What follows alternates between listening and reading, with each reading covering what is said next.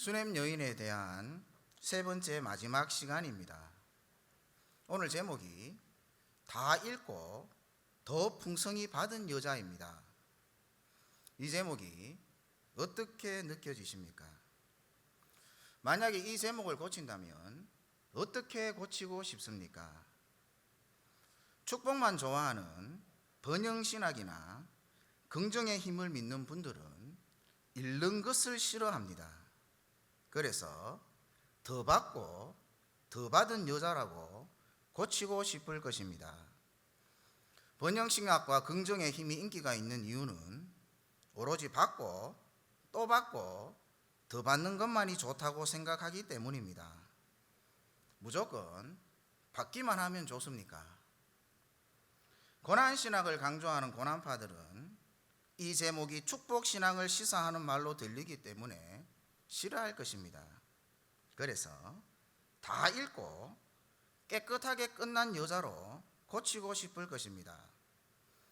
얼핏 듣기에는 아주 멋지고 영적 수준이 높아 보입니다. 하지만 실제로 다 잃고 깨끗하게 끝나버리면 말이 좋지 허망할 것 같습니다. 아마 다 잃고 우리 손 털고 일어납시다 라고 하면 따라오는 자들이 많지 않을 것 같습니다. 혹시 우리 성도님들 가운데서도 고난파들은 없으시겠지요? 모험과 변화를 싫어하는 안정주의자들은 안 잃고 안 받은 여자가 더 좋게 느껴질 것입니다. 다시 받을 것이라면 구태여 한번 잃어보자 식의 신앙생활은 불필요한 모험으로 여겨질 것입니다. 이것은 편하게 믿기를 원하는 자들의 입장입니다. 원칙주의자들은 다 잃었으면 당연히 다 받아야 한다고 봅니다. 그런데 더 받아도 안 되니까 다 잃고 다 받은 여자로 해야 공평하다고 주장할 것입니다. 이런 것을 그대로 다 돌려받는 것은 다행한 일입니다. 그러나 그리 매력은 없습니다. 그럼 성경은 누구의 편을 들어줄까요? 이 네 가지 입장을 넘어서 다 잃고 더 풍성히 받은 여자의 손을 들어주고 있습니다. 우리 주님은 누구든지 제 목숨을 구원하고자 하면 잃을 것이요 누구든지 나를 위하여 제 목숨을 잃으면 찾으리라고 직접 말씀하셨습니다. 주님은 우리가 주님을 위해서 다 잃기를 원하십니다. 그런데 이게 끝이 아니라 그 대가로 도로 받을 뿐만 아니라 더 받기를 원하신다라는 것입니다. 사랑하는 성도 여러분, 한번 잃었다가 다시 찾는 목숨은 처음의 목숨과는 질적으로 다른 차원의 새로운 목숨입니다. 단순한 회복이 아니고 더 풍성하고 영원한 생명인 것입니다. 우리 예수님은 자신이 세상에 오신 것은 양으로 생명을 얻게 하고 더 풍성히 얻게 하려는 것이라고 요한복음 10장 10절에서 직접 말씀하셨습니다. 수냄 여자는 다 잃고 더 풍성히 받은 사람이었습니다. 오늘 설교 제목에 수냄 여인 대신 자기 이름을 넣어서 한번 읽어보십시다. 우리 PPT 1번 좀 띄워주시고요. 다 읽고 더 풍성히 받은 김규수 목사, 저는 이렇게 하고요. 여자 대신에 자기 이름을 넣어봅니다. 되겠습니까? 예, 한번 해보십시다. 시작. 다 읽고 더 풍성히 받은 김규수 목사. 여자 대신에 우리 가정을 한번 넣어보겠습니다. 시작. 다 읽고 더 풍성히 받은 우리 가정. 이제 마지막으로 우리 교회를 한번 넣어보겠습니다. 시작. 다 읽고 더 풍성히 받은 우리 교회. 선포한 대로 저와 여러분들 위해, 우리의 가정 위에, 우리의 교회 위에 주님을 위해 다 읽고 더 풍성히 받는 축복이 부어지기를 주 예수님의 이름으로 축원합니다. 변하지 않는 주님의 약속의 말씀입니다. 수냄 여자의 이야기에서 우리에게 주는 아름다운 교훈의 하나는 그녀의 꾸준한 믿음입니다. 수냄 여자는 엘리사 선지자와 오랫동안 신실한 성도의 교제를 나누었습니다. 첫 번째 시간 4장에서 수넴 여자는 처음에 엘리사 선지자에게 숙식을 제공하였습니다. 그 다음 기적의 아들을 선물로 받았습니다. 그 후 몇 년이 지나서 아들이 갑자기 죽었습니다. 그때 그녀는 하나님을 꾸준한 믿음으로 신뢰하였고 그 결과 죽은 아이를 되살려 받았습니다. 이렇게 하여 수넴 여자의 이야기는 열왕기하 4장 37절에서 일단락이 됩니다. 그 후 오늘 본문 8장에서 다시 수넴 여자의 마지막 이야기가 나옵니다. 다시 말해서 4장과 8장 사이에 많은 세월이 흘렀습니다. 그래서 그동안의 공백 기간에 수넴 여자의 믿음 생활이 어떤 상태에 있었는지를 8장 오늘 본문에서 다시 진술하고 있다는 것입니다. 수넴 여자는 엘리사 선지자와 늘 신실한 교제를 해오면서 예수 그리스도를 변함없이 사랑하는 삶을 살았다는 것입니다. 수넴 여자는 엘리사와의 지속적인 교제를 통해서 선지자만이 가지고 있었던 비밀 정보를 얻을 수 있었습니다. 그 내용은 앞으로 이스라엘에 7년간 기근이 온다는 것이었습니다. 엘리사는 이 예고를 하나님으로부터 받았고 그것을 수넴 여자에게 알려주었습니다. 이것은 중대 뉴스입니다. 그런데 왜 이스라엘 백성 중에서 단 한 사람, 그것도 수넴 여인에게 기근을 예고하시고 피난을 가라고 하셨을까요?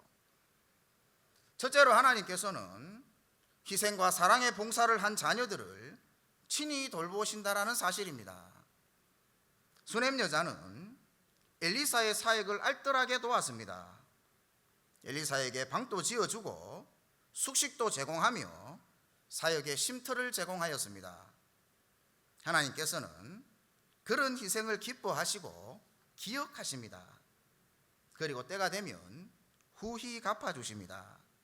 히브리서 13장 16절 말씀 우리 PPT 좀 띄워주시고요. 함께 읽어보도록 하겠습니다. 시작. 오직 선을 하나님은 이 같은 제사를 기뻐하시느니라. 아멘. 내가 주님을 위해 수고하고 선행을 행하면 하나님께서도 나를 잊지 않고 후히 대해 주십니다. 우리 하나님께서는 나의 죄를 기억하시는 것이 아니라 나의 작은 선행까지도 기억하시고 나를 개인적으로 친밀하게 대해 주신다는 것은 얼마나 마음이 훈훈한 일인지 모릅니다. 하나님께서는 수넴 여자의 선행을 기억하시고 기근 소식을 알려주었습니다. 그래서 7년이라는 긴 세월에 대비해서 미리 대피할 수 있었던 것입니다. 이것은 그녀가 하나님께로부터 받은 개인적인 후한 보상이었습니다. 우리 하나님은 주를 사랑하는 의인이 악인과 함께 고통을 받는 것을 원치 않으십니다. 하나님께서는 소돔과 고모라를 멸망시키려고 하셨을 때도 이 계획을 아브라함과 롯에게 미리 알려주셨습니다. 그 결과 롯의 가족은 뒤를 돌아보지 말라는 경고를 무시했던 룻의 아내를 제외하고는 모두 도피하여 멸망을 면하였습니다. 물론 하나님께서는 국가적인 차원의 재앙으로부터 의인들을 항상 별도로 보호하시지는 않습니다. 예를 들어서 어떤 지역에 핵무기가 폭발했다면 그 지역에 사는 그리스도인들이라고 해서 특별히 보호된다는 보장은 없습니다. 코로나 바이러스도 마찬가지입니다. 예수님을 잘 믿어도 코로나 바이러스에 걸릴 수가 있습니다. 하지만 수남 여자의 경우에서 우리는 적어도 하나님이 주님을 사랑하는 성도들과 그렇지 않은 성도들을 구별하신다는 사실을 확인할 수가 있는 것입니다. 하나님께서는 주를 사랑하는 자들을 아끼십니다. 그래서 수넴 여자도 엘리사로부터 기근 예고를 미리 받았습니다. 하나님께서는 수넴 여자의 신실한 믿음과 선행을 기억하시고 7년이라는 긴 세월을 하나님의 심판 아래에 들어갈 이스라엘 땅에서 살지 않도록 긍휼을 베푸셨다는 것입니다. 둘째로 하나님께서는 주님을 신뢰하는 자들에게 더 높은 레벨의 믿음을 갖도록 인도하십니다. 수냄 여자는 가족과 함께 기근 대피처로 가라는 말에 순종하였습니다. 아직 아무도 기근으로 굶어 죽는 자가 없었고 그녀의 농사나 생계에 별다른 위협이 없을 때였습니다. 여기서 그녀의 남편에 대한 언급이 없는 것으로 보아서 수냄 여자는 이때 이미 과부가 되었던 것 같습니다. 그렇다면 과부로서 자식까지 데리고 타국으로 이주하는 것은 더 힘든 노릇이었을 것입니다. 그런데도 수냄 여자는 마치 아브라함이 그랬던 것처럼 사랑하는 사람들과 친척을 떠나기로 결정하였습니다. 2절 상반절 말씀을 보면 여인이 일어나서 하나님의 사람의 말대로 행하여, 그녀의 적극적인 결정은 하나님의 말씀에 대한 전폭적인 신뢰가 없으면 불가능한 일입니다. 사랑하는 성도 여러분, 그러면 이러한 순종은 어떠한 결과를 가져올까요? 우리는 그런 믿음의 사람들에게는 만사가 형통할 것을 기대를 합니다. 순종은 곧 축복이라는 공식에 익숙해져 있기 때문입니다. 물론 하나님께서는 주님을 신뢰하는 자들을 궁극적으로 형통하게 하십니다. 그러나 그 형통에 이르기까지 만사가 불통하는 것처럼 보이는 때가 적지 않습니다. 왜냐하면 하나님은 과정을 통해서 우리를 인도하시기 때문입니다. 히브리서 11장에 나오는 믿음의 선열 중에서 단 한 사람도 만사 형통으로 산 자가 없습니다. 수냄 여자의 경우에도 불통이라는 과정을 거친 후에 형통하게 되었습니다. 찬송가 435장에 보시면 주께로 가까이 주께로 가오니라는 가사가 있습니다. 주께로 가까이 주께로 가오니. 그런데 주님이 어떤 방법으로 우리를 주께로 가까이 이끌어 가는지에 대해서는 별로 생각이 없습니다. 이 세상에서 하나님처럼 크고 많은 사랑을 부어주시고 너무나 많은 불평을 듣는 분은 아무도 없습니다. 그 이유가 무엇일까요? 인기 품목으로 우리를 인도하시지 않기 때문입니다.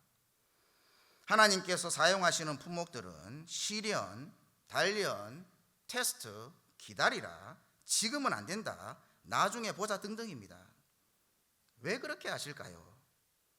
우리는 평안할 때는 하나님께 가까이 나아가지 않습니다. 변하면 간절하지 않기 때문에 믿음이 깊어지지 않기 때문입니다. 그러나 시련이 오면 영혼의 졸음에서 깨어나게 되어 있습니다. 우리가 바로 그런 존재들입니다. 우리는 7년을 섞이고 있는 듯한 기간에 자신이 진실로 주님을 신뢰하면서 사는 사람인지를 확인하게 됩니다. 7년 동안 나의 자존심이 꺾어지고 주님 앞에 모든 것을 내려놓고 겸손하게 엎드리게 됩니다. 주님은 이러한 영적인 축복을 위해서 사랑하는 자녀들에게 기근이 오면 7년이든 1년이든 6개월이든 나가 있으라고 하십니다. 우리 주님은 우리의 믿음이 자라갈수록 일정한 기간의 시련을 주시고 우리를 밖으로 밀어내십니다. 그렇기 때문에 나에게 왜 이런 시련이 오느냐고 묻기보다는 영적으로 자라는 기회로 삼아야 하는 것입니다. 순종이 주는 축복은 이 세상에서도 받기도 하지만 주로 천국에서 상으로 받습니다. 순종의 결과는 즉각적인 열매를 거둘 때도 있지만 대부분의 복은 미래에 거둘 약속으로 보아야 하는 것입니다. 우리 베드로전서 1장 4절 말씀 PPT 띄워주시고요. 한번 같이 읽어보겠습니다. 시작. 썩지 않고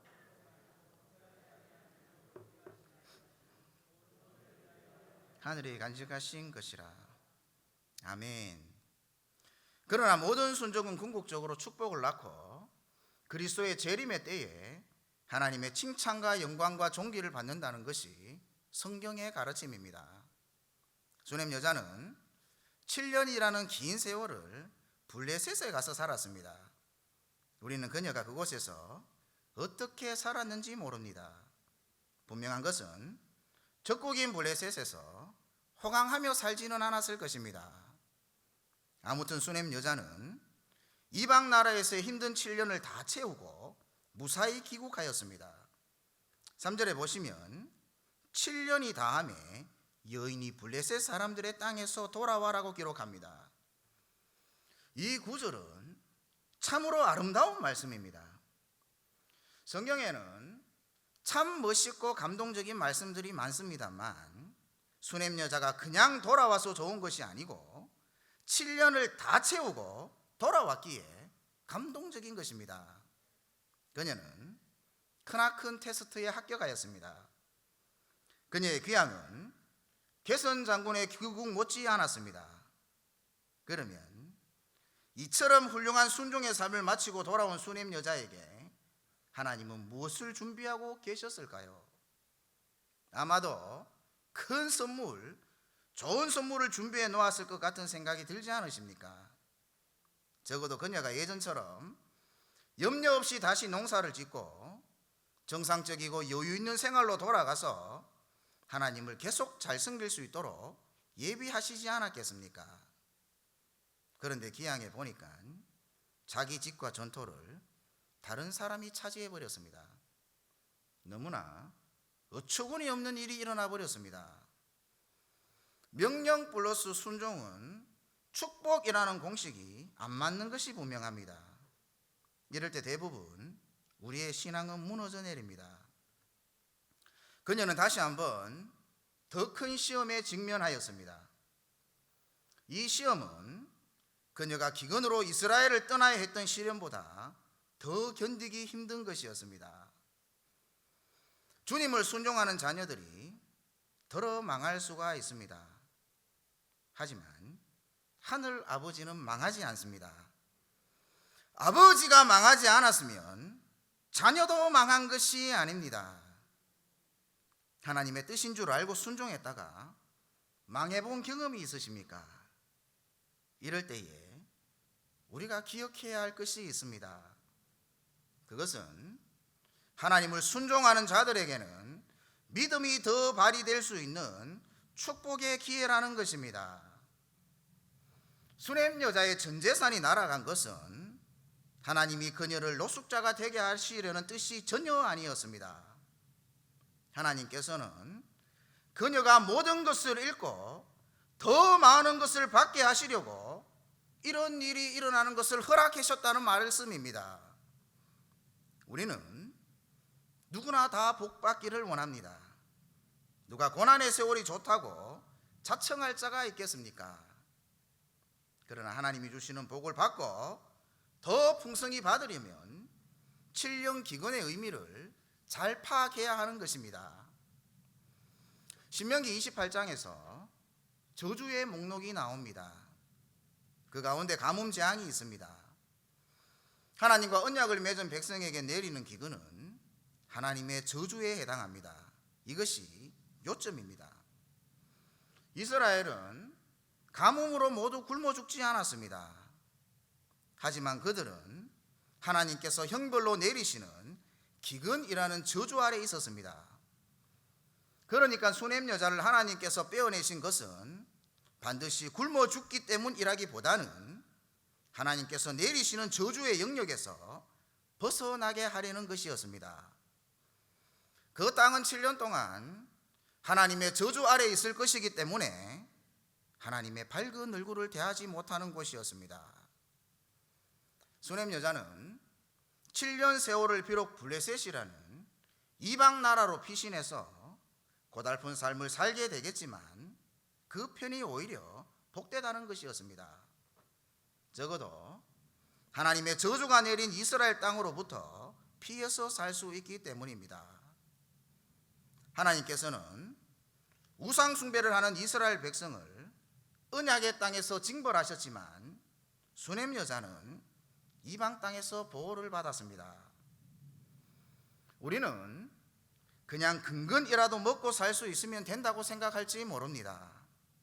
그러나 중요한 사실은 잘 먹느냐 못 먹느냐가 아니라 하나님의 축복의 영역에서 사느냐 아니면 하나님의 저주의 영역에서 사느냐 하는 것입니다.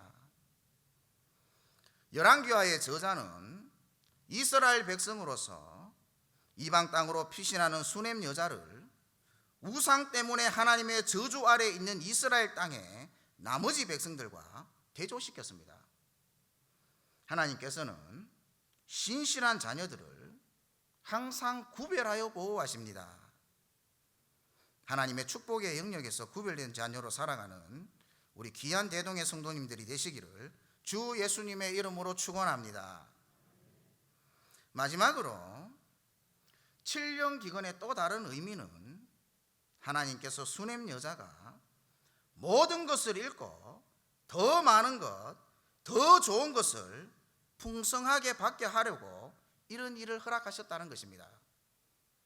3절, 4절, 5절을 주목해서 보시면 3절의 7년과 그때는 완벽한 매치입니다. 볼펜이 있으신 분들은 줄을 그어 놓으시면 다음에 읽으실 때 도움이 될 겁니다. 7년이 되어서 수넴 여자가 블레셋 땅에서 돌아왔고 또 그때 왕이 게하시를 불렀습니다.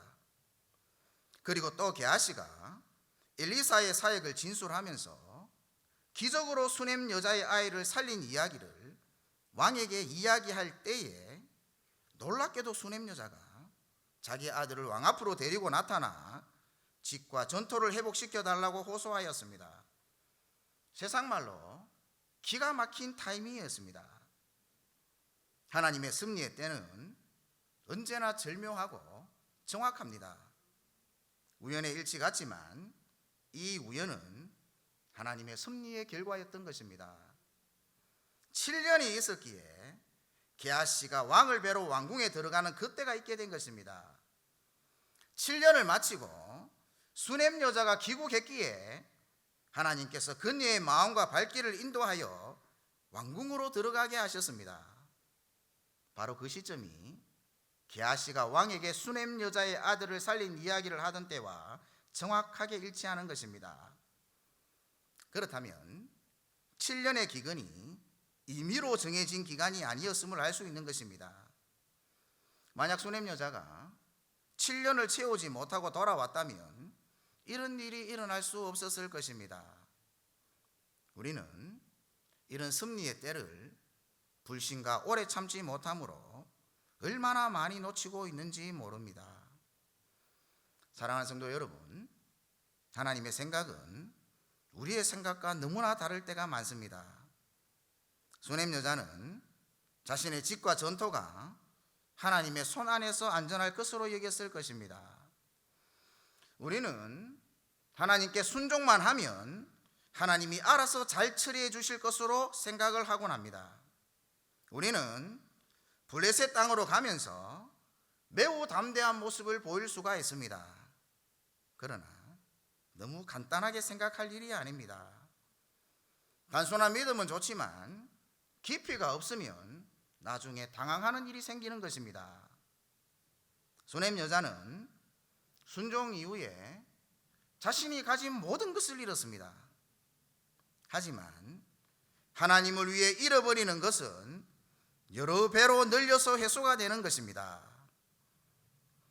당시 여호람 왕은 억울한 일을 잘 들어주는 그런 자비로운 인물이 아니었습니다.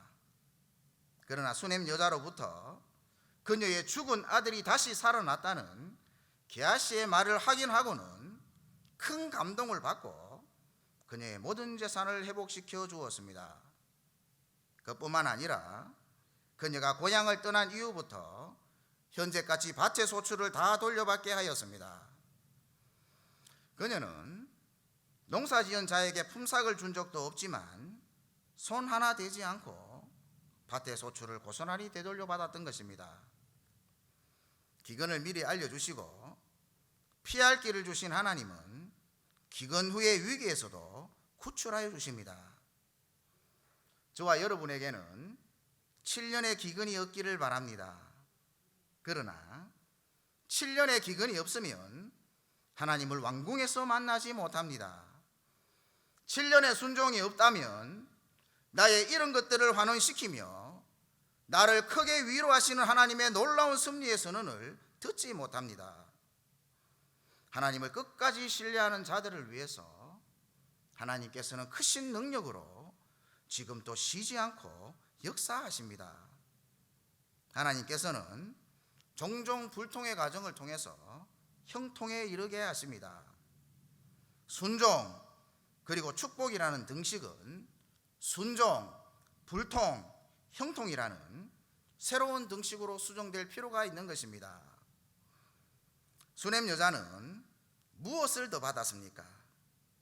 더 귀하게 된 아들을 갖게 되었고 더 귀하게 된 집과 더 귀하게 된 전토를 돌려받았습니다. 그리고 무엇보다도 수냄 여자는 하나님에 대해서 예전보다 훨씬 더 높고 더 깊은 차원의 영적인 체험을 하게 되었던 것입니다. 하나님께서는 수냄 여자의 믿음이 더 높은 레벨로 올라가게 하셨습니다.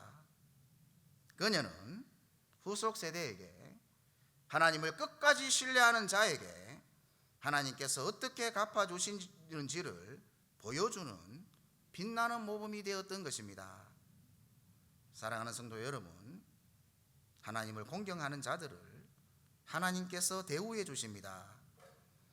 주를 위해 이르면 여러 배로 늘려서 받습니다.